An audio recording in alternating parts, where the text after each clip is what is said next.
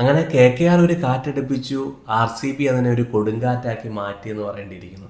മനോഹരമായ ഒരു ഇന്നിങ്സ് ഈഡൻ നമുക്കിത് കാണാൻ കഴിഞ്ഞു. എല്ലാവരും മഴ പെയ്യും, കളി നടക്കത്തില്ലെന്നൊക്കെ പ്രതീക്ഷിച്ചെടുത്ത് വലിയൊരു പൂരം തന്നെ പെയ്തിറങ്ങിയതുപോലുള്ള മത്സരമായിരുന്നു രണ്ട് ടീമിന്റെയും.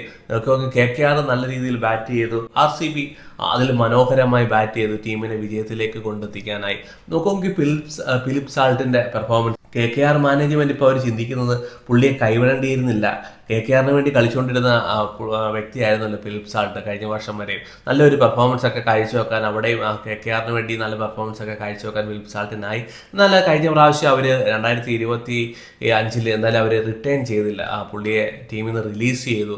അതിൻ്റെ എല്ലാ ദേഷ്യവും എനിക്ക് തോന്നുന്നു പുള്ളി ഇന്ന് അങ്ങ് തീർത്തെന്ന് തോന്നുന്നു. ആ ദേഷ്യമെല്ലാം തീർത്ത് എനിക്ക് തോന്നുന്നു വരുൺ ചക്രവർത്തിയാണ്. ഏകദേശം വരുൺ ചക്രവർത്തി എറിയാൻ വന്ന ഓവറിൽ 22 റൺസോളം ഫസ്റ്റ് ഓവർ വരുൺ ചക്രവർത്തിക്ക് വിട്ടുകൊടുക്കേണ്ടി വന്നു. ഇംഗ്ലണ്ട് ഇന്ത്യയിൽ വരുന്ന സീരീസിൽ 2020-ലായാലും ODI-ലായാലും വരുണ് ഇംഗ്ലണ്ട് ബാറ്റ്സ്മാൻമാരായിട്ട് കറക്കുമായിരുന്നു. ആ കറക്കിയതിൻ്റെ എല്ലാ ദേഷ്യവും ചെറിയ ഗ്രൗണ്ടിൽ അങ്ങ് തീർത്ത് വരുൺ ചക്രവർത്തിയെ സംബന്ധിച്ചുള്ള ഇന്നൊരു ഓഫ് ഡേ ആയിരുന്നു. ഫിലിപ്പ് സാൾട്ടിന്റെ വിക്കറ്റ് പുള്ളി എടുത്തു എങ്കിലും നോക്കുകയാണെങ്കിൽ 40 റൺസോളം പുള്ളി ഇന്ന് വിട്ടുകൊടുക്കുന്നതായിട്ട് കാണാൻ കഴിഞ്ഞു. പുള്ളിക്ക് വലിയ രീതിയിൽ ഗ്രിപ്പൊന്നും കിട്ടിയതുമില്ല. മനോഹരമായ ഒരു ഇന്നിങ്സ് എന്തായാലും RCBയുടെ ഭാഗത്തുനിന്ന് കാഴ്ചവെക്കുന്നു. വിരാട് കോഹ്ലിക്ക് എന്തായാലും ഇന്ന് റെക്കോർഡ് നേടാൻ കഴിഞ്ഞു. ഏകദേശം 4 ടീമിനെതിരെ 1000 റൺസ് നേടുന്ന ഏക വ്യക്തിയായി പുള്ളി ഇന്ന് മാറി. നല്ല മനോഹരമായ ഒരു ഇന്നിങ്സ് പുള്ളിക്കും കാഴ്ചവെക്കാൻ കഴിഞ്ഞു. ടീമിനെ അവസാനം വരെ വിജയത്തിലേക്ക് കൊണ്ടെത്തിക്കാൻ കഴിഞ്ഞു എന്ന് തന്നെ പറയേണ്ടിയിരിക്കുന്നു. നമ്മൾ നോക്കുമെങ്കിൽ സുനിൽ നാരായണനും അജിങ്ക്യ രഹാനെയും കൂടെ ചേർന്നൊരു മനോഹരമായ ഒരു ഇന്നിങ്സ് കളിക്കുന്നു. ഏകദേശം 103 റൺസിന്റെ പാർട്ണർഷിപ്പ് അവരവിടെ കണ്ടെത്തുന്നു. ഏകദേശം 240-250 റൺസിലേക്ക് പോകേണ്ട ഒരു സ്കോറിനെ ബാംഗ്ലൂർ ബോളർമാർ തിരിച്ചു കൊണ്ടുവരുന്ന ഒരു കാഴ്ചയാണ് കാണാനിടയായത്. പ്രത്യേകിച്ച് പറയേണ്ടത് കുർണൽ പാണ്ഡ്യ 3 വിക്കറ്റ് എടുക്കുന്നു. അതിൽ ഇമ്പോർട്ടൻറ്റ് വിക്കറ്റ് എന്ന് പറഞ്ഞാൽ അജിങ്ക്യ രഹാനെയുടെ വിക്കറ്റ് എടുക്കുന്നു. അവരുടെ വെങ്കടേഷ് അയ്യർ വൈസ് ക്യാപ്റ്റന്റെ വിക്കറ്റ് എടുക്കുന്നു. അതോടെ ഏകദേശം ടീമിന്റെ കാര്യത്തിൽ തീരുമാനമായെന്ന് തന്നെ പറയേണ്ടിയിരിക്കുന്നു.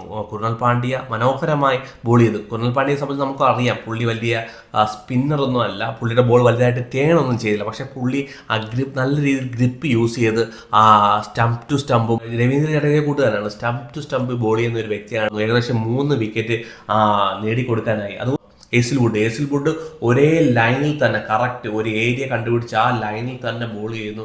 മനോഹരമായി ബോൾ ചെയ്യുന്നു. പുള്ളിക്കും ഏകദേശം 2 വിക്കറ്റോളം നേടിക്കൊടുക്കാനായി. പിന്നെ നോക്കുമെങ്കിൽ KKRന് ഒരു 240 റൺസിലേക്കൊക്കെ പോകേണ്ട സ്കോറിനെ ഒരു 174 കൊണ്ട് എത്തിച്ചെന്ന് പറയുമ്പോഴത്തേന് അവരുടെ മിഡിൽ ഓർഡർ എന്തുമാത്രം ഫ്ലോപ്പായിരുന്നു എന്ന് തന്നെ പറയേണ്ടിയിരിക്കുന്നു.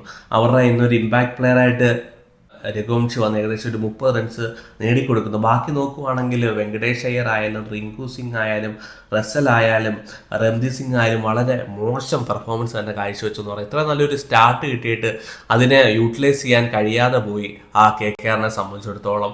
RCB സംബന്ധിച്ചിടത്തോളം ആദ്യത്തെ 10 ഓവറോളം അവർ റണ്ണ് വഴങ്ങി. എന്നാൽ ആ 10 ഓവർ കഴിഞ്ഞ് അവരുടെ ബോളർമാർ തിരിച്ചു വരുന്ന ഒരു കാഴ്ചയാണ് നമ്മൾ കണ്ടത്. നല്ല മനോഹരമായ ഒരു ഇന്നിങ്സ് എന്തായാലും കാഴ്ചവെക്കാൻ RCBക്കായി. RCBയെ സംബന്ധിച്ചിടത്തോളം 16.2 ഓവറിൽ എന്തായാലും അവർ ചേസ് ചെയ്യാനിടയായി. ചാമ്പ്യന്മാരെ എന്തായാലും അവരുടെ തട്ടകത്തിൽ ചെന്ന് തോൽപ്പിച്ച് എന്ന് തന്നെ പറയേണ്ടിയിരിക്കുന്നു. നല്ലൊരു പെർഫോമൻസ് ബാറ്റ് കൊണ്ടായാലും ബോൾ കൊണ്ടായാലും കാഴ്ചവെക്കാൻ എന്തായാലും കഴിഞ്ഞു. സാൾട്ടിൻ്റെയും വിരാട് കോഹ്ലി നല്ല ഫോമിൽ തന്നെ തുടരുന്നു. അത് തുടർന്നുള്ള മത്സരത്തിൽ അവർക്ക് ഗുണം ചെയ്യും. രജിത് പടിദാർ ആയാലും നല്ലൊരു ഇന്നിങ്സ് കാഴ്ചവെക്കാൻ ഇടയായി. നല്ല മനോഹരമായ ഒരു ഇന്നിങ്സ് കാഴ്ചവെക്കാൻ കഴിഞ്ഞു. എന്തായാലും ആദ്യത്തെ മത്സരത്തിൽ വിജയത്തോടെ എന്തായാലും ബാംഗ്ലൂർ തുടങ്ങി.